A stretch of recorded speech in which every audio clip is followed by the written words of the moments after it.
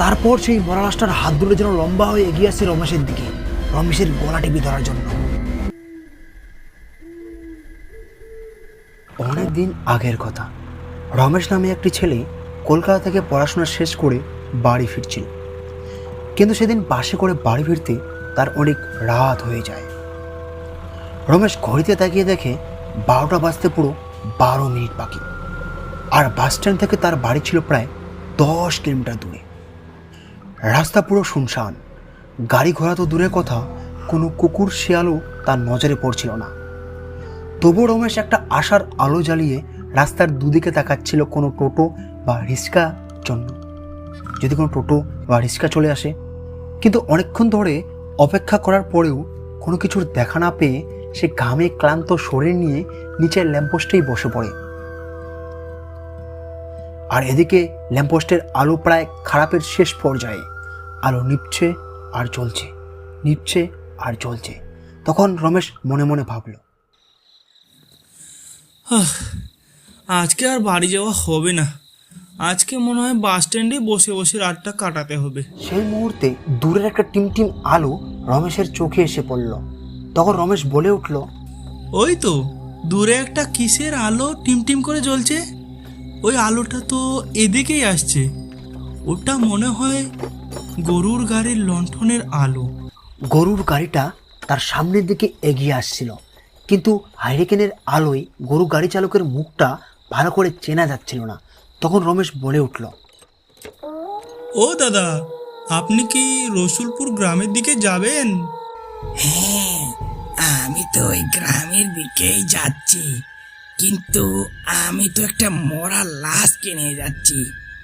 আর তুমি মরা লাশের পাশে বসে যেতে পারবে? যদি যেতে পারো তাহলে কিন্তু আমার কোনো আপত্তি নেই। রমেশ মরা লাশের কথা শুনে 2 পা পিছিয়ে গেল। কিন্তু তাকে যে গ্রামের বাড়িতে পৌঁছাতেই হবে, না হলে এত রাতে এই ফাঁকা বাস স্ট্যান্ডে তাকে একা কাটাতে হবে। আর তখন চারিদিকে নিস্তব্ধ, দূর থেকে ভেসে আসছে শেয়ালের ডাক। রমেশ মনে মনে ভাবল, এত রাতে লোকটা লাশটাকে একাই শ্মশানে নিয়ে যাচ্ছে, এই লোকটা ডাকাত নয় তো? না না, ডাকাত যদি হতো তাহলে তো তার কাছে কোনো অস্ত্র শস্ত্র থাকতো, তার কাছে তো তেমন কিছুই দেখতে পাচ্ছি না। ও দাদা, আপনি কি ভাবছেন? আপনি যাবেন কিনা বলুন, না হলে যে আমার খুব দেরি হয়ে যাচ্ছে। হ্যাঁ হ্যাঁ, আমি যাব, অনেক রাত হয়ে গেছে, মনে হয় না আর কোনো রিক্সা ভ্যান পাবো।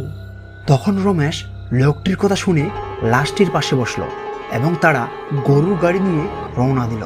যখন তারা মাঠ পেরিয়ে কোনো জঙ্গলের রাস্তা দিয়ে যাচ্ছিল, তখন যেন হঠাৎ কোথা থেকে দমকা হাওয়া এসে হেরিকেনের আলো নিভিয়ে দেয়, আর গরুর গাড়ির ছাউনির ভিতরটা পুরো অন্ধকার হয়ে যায়। হঠাৎ রমেশের মনে হলো সে গরুর গাড়ির ভিতরে তারা দুজনেই আছে, লাশটা আর সে নিজে।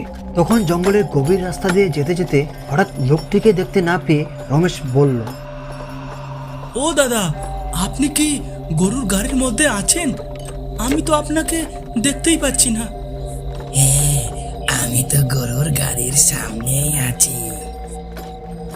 কেন, ভয় পাচ্ছ নাকি তুমি? না না, ভিতরে খুব অন্ধকার তো, তাই আর কি জিজ্ঞাসা করছিলাম। রমেশ মরা লাশটির সাথে একা বসতে ভয় পাচ্ছিল, কিন্তু কিছু সে বলতে পারছিল না, কারণ তাকে যে গ্রামের বাড়িতে পৌঁছাতেই হবে। রাতের অন্ধকারে সে নির্জন জঙ্গল দিয়ে যেতে যেতে হঠাৎ রমেশের মনে হল তার পায়ে যেন লাশটি তার ঠান্ডা হাত রাখলো। আর তখন রমেশ ভয়ে ভয়ে বলল, দাদা, মনে হয় মরা লাশটা আমার পায়ের উপর হাতটা রাখলো। আরে এ কেমন কথা বলছো? মরা লাশ আবার তোমার পায়ের উপর হাতটা রাখবে কেমন করে? লাশ আবার নড়াচড়া করে নাকি? ওটা তোমার মনের ভ্রম হতে পারে। তুমি অনেক দূর থেকে আসছো তো, তাই খুব ক্লান্ত হয়ে গেছো, তাই তোমার ওরকম মনে হচ্ছে। হয়তো হতে পারে, রাস্তাটাও তো তেমন ভালো দেখছি না। তখন সেই দুষ্টু আত্মা তাদের গরুর গাড়িটির পেছন থেকে টেনে ধরলো। মনে হলো গরুর গাড়িটির পিছনের চাকাটা যেন কোনো পাথরে আটকে গেছে। তখন লোকটি রমেশকে বলল, গরুর গাড়িটা একটু পেছন থেকে ধাক্কা মারো, মনে হয় কোনো পাথরে আটকে পড়েছে পিছনের চাকাটা। তখন রমেশ গরুর গাড়ি থেকে নেমে পিছন দিক থেকে ধাক্কা মারতে লাগলো। আর রমেশের মনে হলো যেন তার পাশে কেউ একজন গাড়িটা টেনে ধরে আছে। আর এটা দেখে রমেশ ভয়ে কাঁপতে লাগলো। ওরে বাবা, এটা আবার কে? এটা তো বুঝি গাড়ির ভিতরে থাকা সেই মরা লাশটা। রমেশ সামনের দিকে তাকাতেই দেখলো যে সেই লোকটি আর সেখানে নেই, যেন সেই লোকটি সেখান থেকে অদৃশ্য হয়ে গেল। অনেক দিন হয়ে গেল লোকের ঘাড় মটকায়নি, আজ তোকে পেয়েছি। আজকে তোর ঘাড় মটকে তোর তাজা রক্ত খাবো।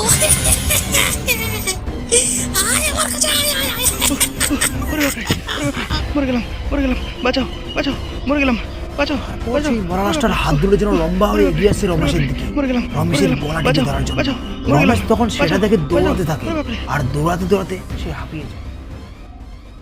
সম্পূর্ণ ভিডিওটি দেখার জন্য আপনাদেরকে অসংখ্য ধন্যবাদ। আর আজকের প্রশ্ন হলো, রমেশের গ্রামটির নাম কি ছিল? লণ্ঠনের আলো কেন নিভে গিয়েছিল? আর লোকটি গরু গাড়িতে করে কি নিয়ে যাচ্ছিল?